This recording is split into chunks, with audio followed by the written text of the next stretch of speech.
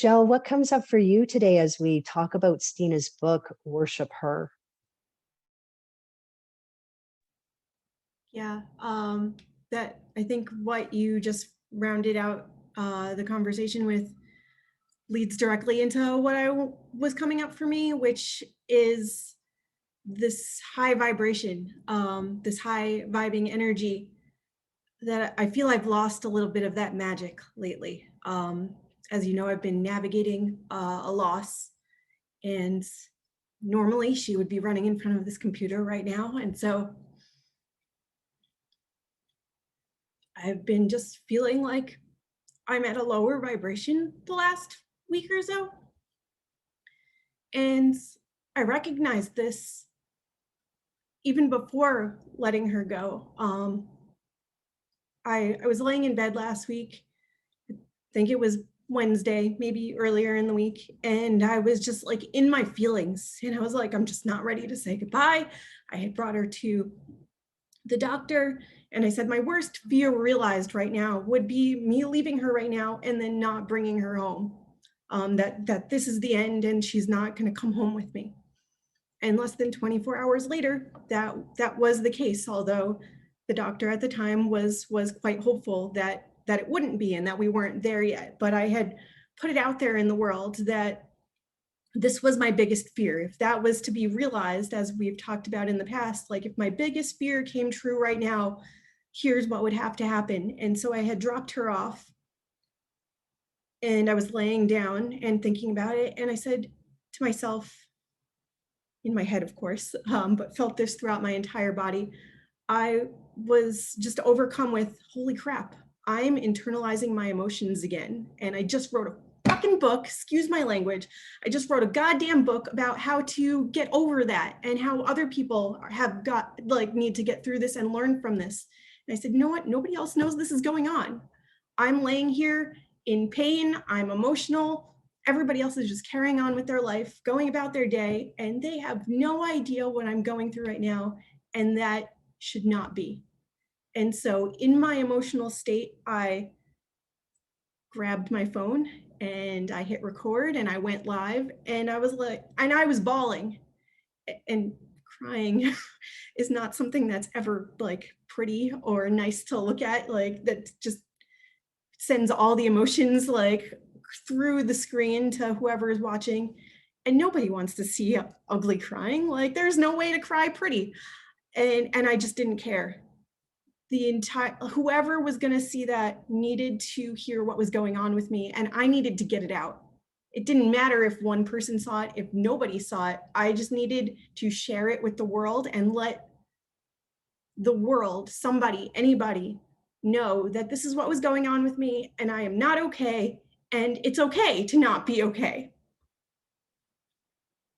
And so I have been in that lower, slower energy space, but I have the awareness now, after doing some inner work over the last few months, the last year, the last week, even, that I know this is not a place where I want to stay. I know I need to work through it, and letting my feelings come and go as they please, and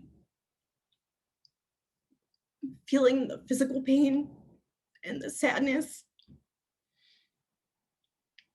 and also the jealousy and frustration that everybody else gets to go on with their life, and this is not part of that, their life for them. This is me. This is something that I'm navigating, and I feel really alone. Even in a group full of supported women and others that support me,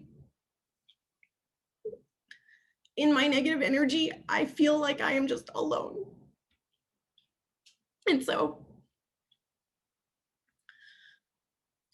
connecting the dots once again to, like, yes, I do intentionally show up in this space to feel all your good energy, to let that like transfer and bounce off of me if it needs to, or to absorb it where I can, because I know that this low vibration is only temporary, and that I will find myself and figure out how to fill this void within myself again.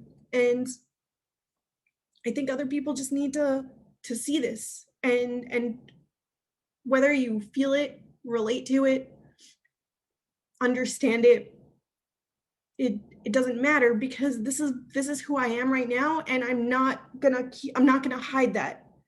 Jen, you mentioned before that, like, we've often been conditioned to hide our emotions, to hide what we're feeling, and I don't want to do that. I don't want to go back to the person that I was years ago, even a year ago, because I am who I am now, and that needs to be honored right now. So, Jenny, as you said, I'm doing my best. I'm working through it.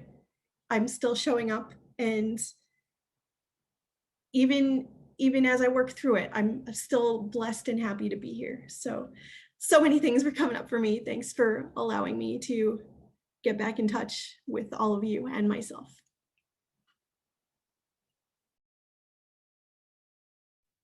Thank you for being so vulnerable with us, Shell.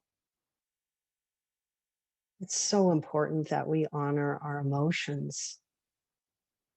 And as you said, we don't hide them anymore.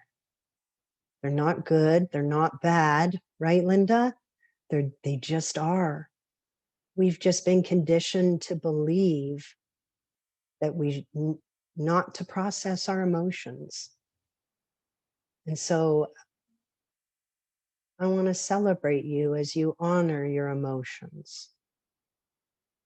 And thank you for being so transparent and for sharing with us so that we can all hold space for you. Thank you, Shell. Can I add something real quick? Absolutely, Steena. Please do. First, I just want to also say thank you, Shell. We have so many cats here. It's ridiculous. But we just lost like all but one in the litter after mom disappeared. And I've learned to be detached from farm cats because you just don't really ever know what's going to happen. But I just like what little glimpses of like that special connection with a cat that I had with the one that disappeared, which is a whole other funny cat story, but it's unnecessary here another time. I just could feel that, and my heart is just holding you, and I feel like that depth of aloneness is just that, like, grief is so watery. And I was just seeing, like, the extreme deep diver people that do it, free diving. They do it without oxygen tanks. They just dive way, way, way far down, and their lungs get to be as big as baseballs when they're all the way down. And they get there by like sinking. They don't swim, they don't dive, they sink. And I just could see that feeling of like you're just sinking deeper and deeper and deeper, and like you can only come up so fast, like you can't come all the way up all at once. They have to bring you up slowly, or your body basically like explodes. Like it's like internal organs can't handle the pressure differentials. And I've thought a lot about emotions in that watery way before, with a couple different like just little visions, and how like I have felt lately like I'm swimming down and I haven't hit the bottom yet, so I can push off and come back up to the surface.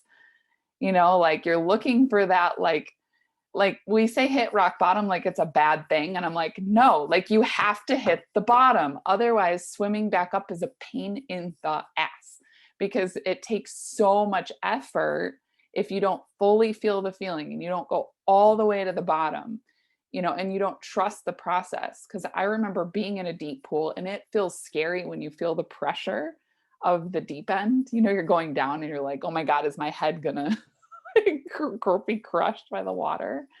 And so yeah, just like getting all the way down and pushing off. And then Jennifer, what you said about like hiding our emotions, I always thought about being in water and playing with a beach ball. You know how you will like push it under the water and try and like sit on it or something, or if you have a floaty block that you go down to the bottom of the water.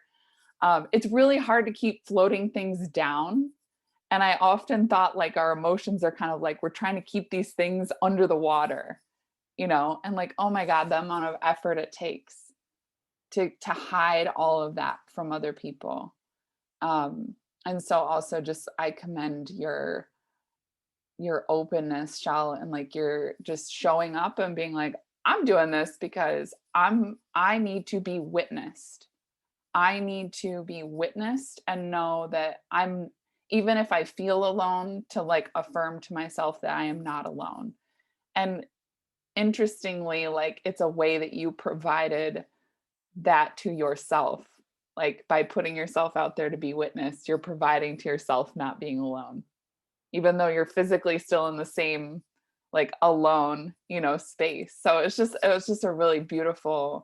um, really beautiful act of worshiping yourself to do that. And I know it takes so much courage in the moment because like you said, you don't feel video camera ready when you're like blubbering, but it's real and we all appreciate that. Well said, Steena.